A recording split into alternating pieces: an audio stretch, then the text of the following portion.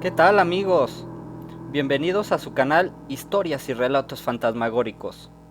Recuerda regalarme un like y suscribirse para seguir disfrutando del fascinante tema paranormal.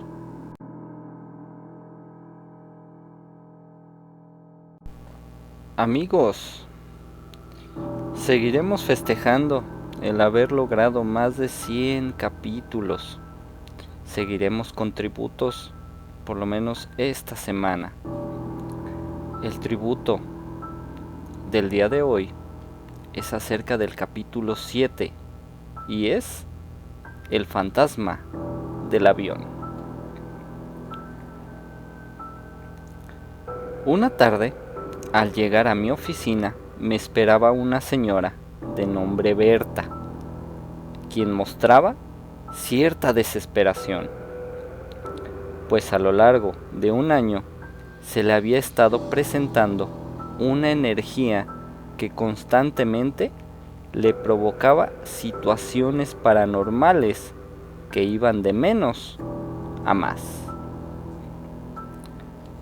Pasamos a la oficina y me refirió que durante las primeras manifestaciones, al inicio de esta pesadilla, ocasionalmente le llegaban momentos de tristeza profunda que no tenían razón de ser. Semanas más tarde, la temperatura de su recámara bajaba considerablemente y ella padecía un zumbido en los oídos cuando estaba acostada. De inmediato, una fuerza externa la inmovilizaba y por más que intentaba zafarse y gritar pidiendo ayuda, la extraña fuerza no se lo permitía. Esto es lo que se conoce como subida del muerto. Más tarde, escuchaba en su mente una voz que le pedía ayuda, y al cabo de varios minutos la energía la liberaba.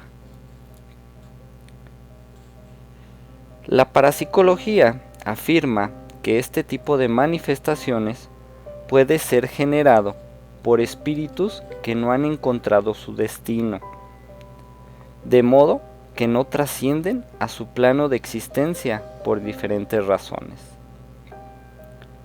Las principales razones son que no logran comprender que están muertos o bien dejaron algo inconcluso en su vida. Existe la posibilidad de que no solo estos espíritus se manifiesten, sino que también lo hagan seres de oscuridad que aprovechan esta situación. Siempre que la señora Berta experimentaba esto, no podía dormir el resto de la noche y se ponía a llorar. Esto sucedía aproximadamente 3 veces por semana. La noche anterior a su visita, sin embargo, aparte de lo anterior, su cama comenzó a saltar con ella arriba. Ante esto, aterrorizada, salió de su casa y fue a refugiarse a la casa de una amiga a las 2 de la mañana. Berta, una viuda acaudalada que vivía con un hijo, toda su vida se había mostrado escéptica ante lo sobrenatural y se negaba a aceptar esto que ocurría.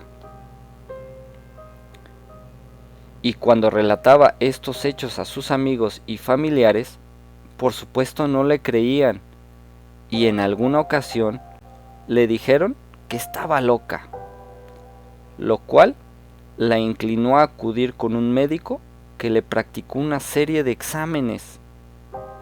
Tales pruebas indicaron que se hallaba bien de su salud física y mental. Berta estaba segura de que yo la escucharía sin burlarme, ni pensar que estaba mal de la cabeza. Continuó la narración y mientras practicaba, se echaba a llorar con desconsuelo. Quería entender qué le pasaba, tenía mucho miedo de estar loca, y me advirtió que no quería decir todo esto al aire para que no se conociera su identidad. Angustiada, expresó: «Dígame que sí me cree, porque me estoy volviendo loca, por favor». Le indiqué que se tranquilizara. Fuera esto lo que fuera, solo se iba a solucionar si ella permanecía serena. Una vez que se calmó, me dijo que en ocasiones me escuchaba y que acudía a mí porque tenía necesidad de que la escucharan y comprobaran que lo que estaba viviendo era real. Así escaparía de las angustias que le provocaba pensar que pudiera sufrir un trastorno mental. Casi me suplicó que la acompañara en ese momento a su casa para que me cerciorara de que había algo extraño, de que lo que me había referido no eran mentiras.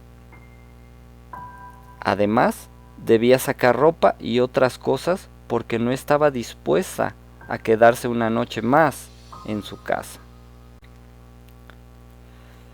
La amiga con la que había pasado la noche se había negado a acompañarla porque tenía miedo. Su chofer, después de enterarse de lo que ocurría, no se atrevía a entrar a la casa, y su hijo se hallaba de viaje por razones de trabajo. Para más, las dos sirvientas habían renunciado al trabajo por los temores que les despertaba la situación que la señora estaba viviendo. Al verla tan desesperada, dejé lo que estaba haciendo y la acompañé. Abordamos su lujoso coche y en el camino indagué acerca de las creencias religiosas de ella. Me dijo que sentía mucha devoción por el Maestro Jesucristo, pero que rara vez hacía alguna oración. Le repetí lo que en el programa tantas veces ha mencionado el pastor acerca de la fuerza de la fe y la oración. Me indicó que ni siquiera tenía una Biblia, así que de camino pasamos a comprar una y le propuse que al llegar iniciáramos la oración de los Salmos 91 y 121. En la medida que creciera su fe, concluí, la horrible pesadilla se extinguiría. Llegamos a una enorme residencia en una de las colonias exclusivas de la ciudad. Al entrar, encontramos a su hijo, que había adelantado el regreso de su viaje. Berta lo abrazó y entre lágrimas le platicó lo que le había ocurrido la noche anterior. Y acabó suplicándole que nunca la volviera a dejar sola. Luego me presentó con él y le expliqué que posiblemente el espíritu de una persona muerta por homicidio, accidente o suicidio, que se hallaba sometida por seres de oscuridad o por alguna causa, no había encontrado la luz, y ésta se le manifestaba a Berta en busca de su ayuda. Pero era posible que, además, un ser de oscuridad estuviera causándole problemas para asustarla. Y lo que convenía hacer era precisamente orar, por lo que invité al joven a hacerlo con nosotros en la habitación de su madre. Él no estaba del todo convencido, pero aceptó. Nos dirigimos a la habitación de Berta. Yo iba preocupado porque no sabía qué encontraríamos en ese cuarto. Subíamos cada vez más tensos la escalera que conduce al primer nivel.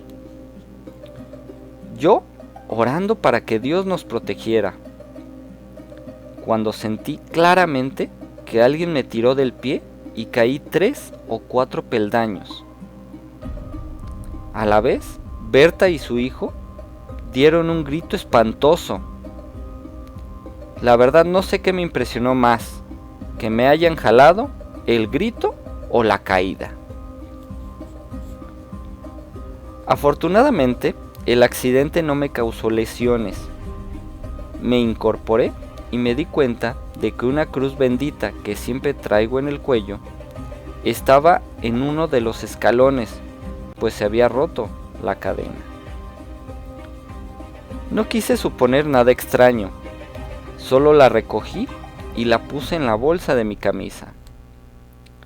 La tensión creció en mí, pues estaba seguro que alguien me había tirado del pie, y ese alguien tal vez no deseaba que entrara a la recámara.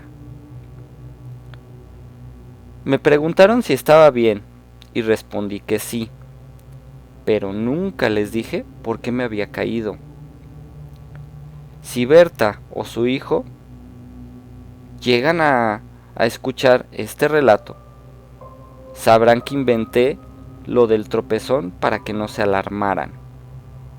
Pero en verdad el temor estaba en mí y oré con más fe. El joven mencionó que mejor nos esperaría en la sala. Supongo que le dio miedo y Berta en ese momento lo recriminó. No, tú dices que no crees en esto, ¿verdad? Y hasta me dijiste que estaba loca. Pues ahora nos acompañas para que te convenzas de que hay algo raro en ese cuarto y por fin creas cuanto te he dicho desde hace mucho tiempo. Y el joven no tuvo más remedio que acompañarnos. Al abrir la puerta fue notoria la baja temperatura.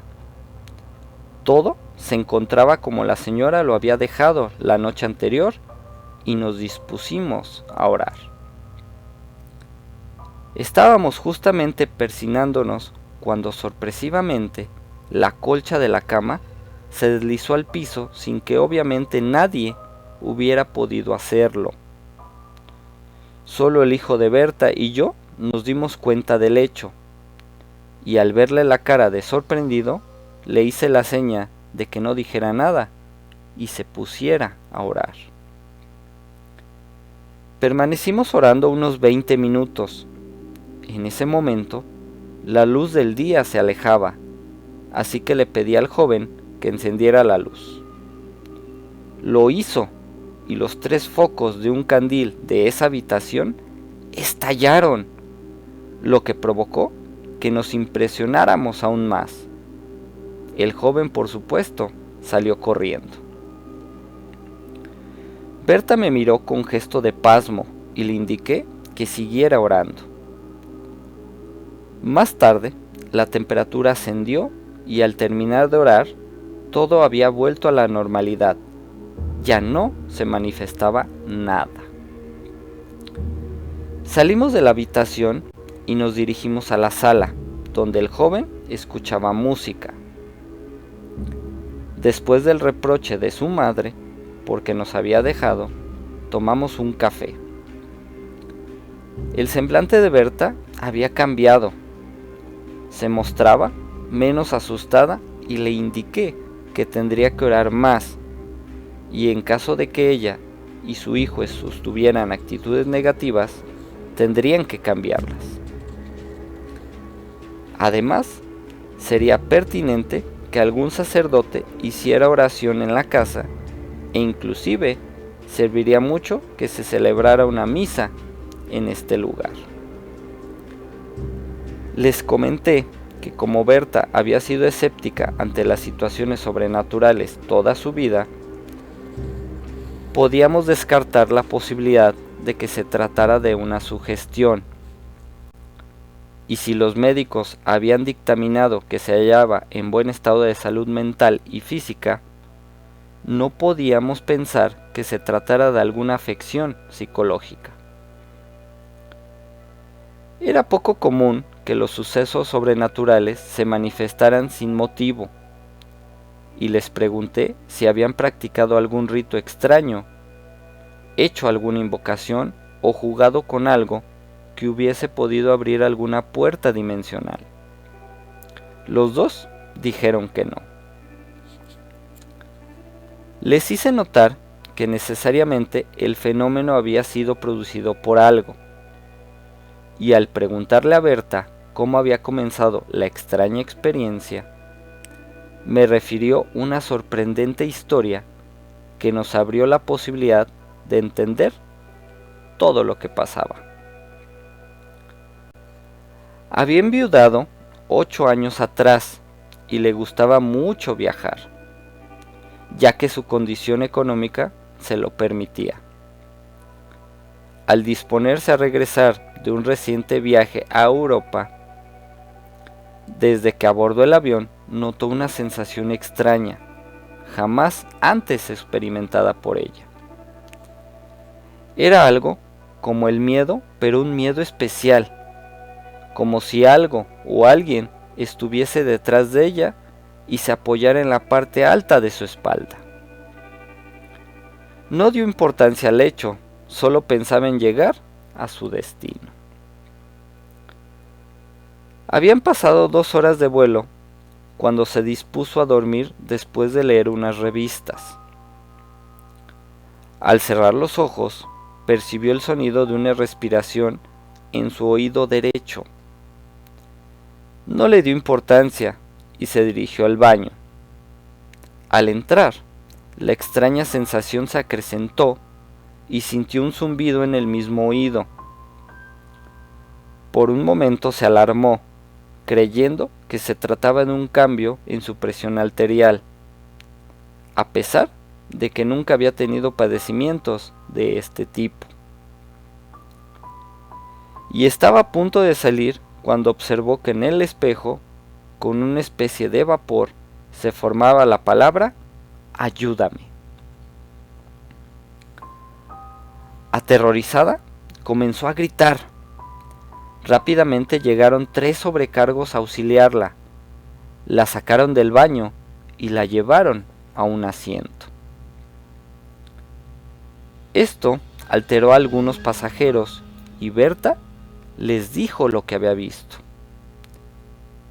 Las sobrecargos las tranquilizaron, le ofrecieron un calmante y se mantuvieron muy cerca durante el resto de la jornada. Durante el viaje, Berta no logró conciliar el sueño. Se hallaba muy desconcertada por lo que había ocurrido en el baño del avión y tenía pensamientos encontrados, pero estuvo mucho más tranquila cuando bajó del avión. Berta se sentía rara. Perduraba no solo la sensación de que alguien estaba detrás de ella, sino la angustia de no saber lo que le ocurría. Al encontrarse con su hijo, le relató lo sucedido, pero él, por supuesto, no le creyó. Pasaron varias semanas y en un centro comercial encontró a una amiga que era sobrecargo jubilada y precisamente había trabajado en la línea aérea en la que le había ocurrido la experiencia. La amiga le dijo que ella sí le creía, pues estaba enterada de que a varios pasajeros los habían asustado en ese vuelo. Como las quejas por este motivo eran frecuentes, en la empresa sospecharon de que se trataba de algún complot contra ella, por lo que contrataron los servicios de una agencia de investigaciones que designó para investigar el caso a su hombre más experimentado. Este investigador comenzó su trabajo realizando un viaje en el avión en que asustaban, y por supuesto ni los pasajeros ni los empleados de la línea conocían su verdadera identidad. Tras 5 horas de viaje, el investigador no había encontrado nada. Varias veces entró al baño y todo parecía normal. Decidió tomar una siesta en su asiento y cuando comenzaba a conciliar el sueño, sintió que una mano le apretaba el cuello.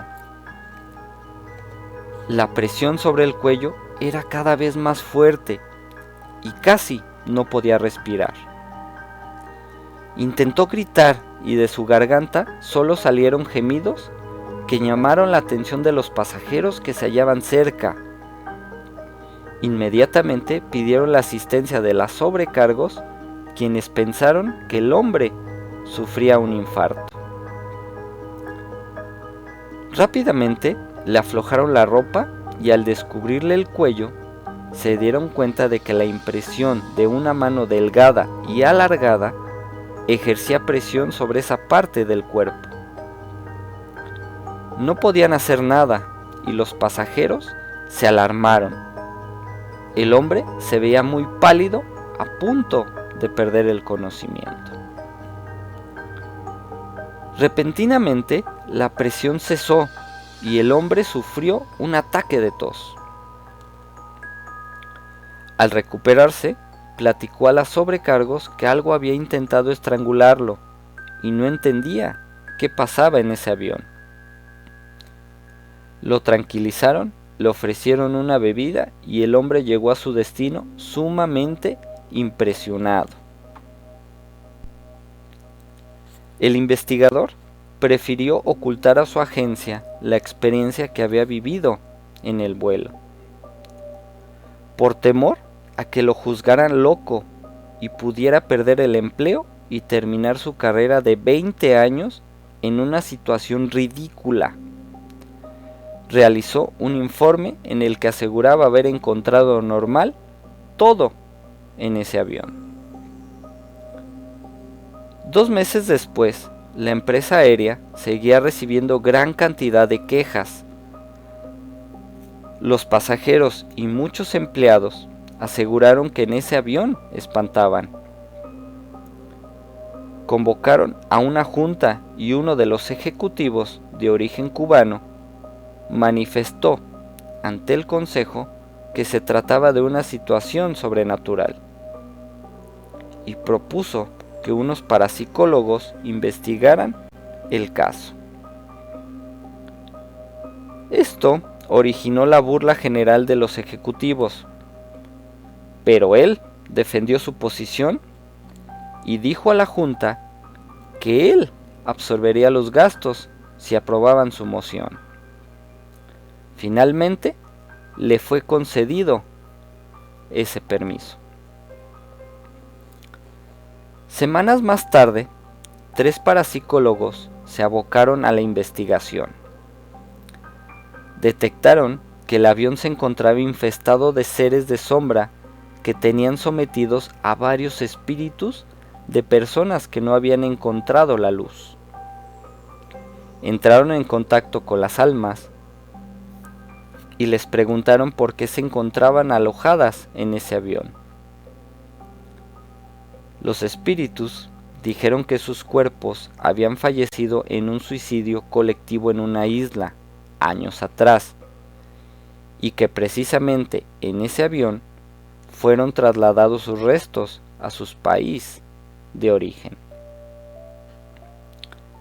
Los parapsicólogos realizaron varios ritos y enviaron los espíritus a su destino y los seres oscuros al lugar que les correspondía. Las conclusiones de los parapsicólogos sorprendieron a los ejecutivos de la empresa aérea. Más aún cuando consultaron la bitácora de vuelo, en la cual efectivamente comprobaron que la nave algún día había trasladado cadáveres. A partir de entonces no se presentó queja alguna en ese avión. Después de escuchar esto, la situación que vivía Berta se aclaró.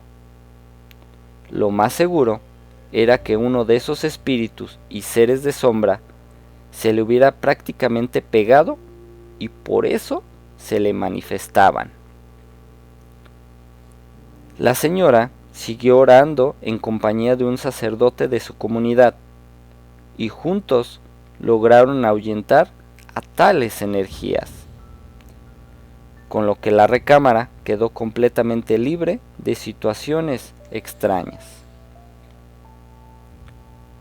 Aunque en la habitación de Berta había dejado de espantar, ella nunca podrá olvidar lo que ahí sucedió. Así que prefirió mudarse al interior del país y actualmente vive tranquila. ¡Wow, amigos! ¡Qué relato! ¿Ya la habían escuchado? Como les comentaba, esta semana va a ser de tributos, festejando el haber logrado más de 100 capítulos en este pequeño trayecto. El tributo es al capítulo 7. Así seguiremos realizando tributos. Amigos, también quiero invitarlos a que colaboren con un servidor.